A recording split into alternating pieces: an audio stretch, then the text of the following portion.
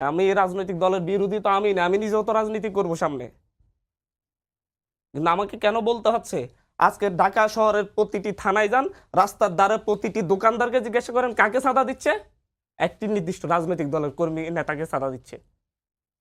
খিলগাঁও গিয়েছি, কাঁচা বাজারে গিয়ে কথা বলেছি, তারা বলতেছে যে আমার মাছ বাজারের সরকারি কাছ থেকে ভাড়া নেওয়া বাজারে আমি বিক্রি করতে পারছি না, বাইরে সবগুলা দোকান বসায় বসায় চাঁদা নিয়ে নিয়ে দোকান বসাচ্ছে রাজনৈতিক দলের নেতারা।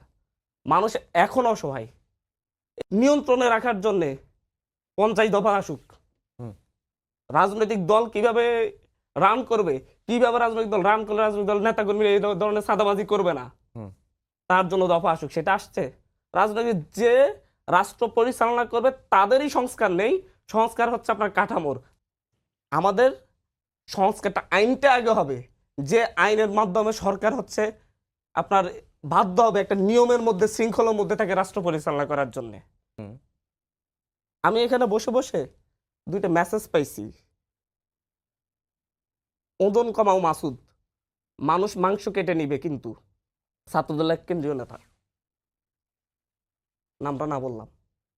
এদের কিচ্ছু হবে না, প্রকাশ্যে ফেসবুকে পোস্ট দিয়ে যাচ্ছে, এবং তারা হচ্ছে একেবারে কাছের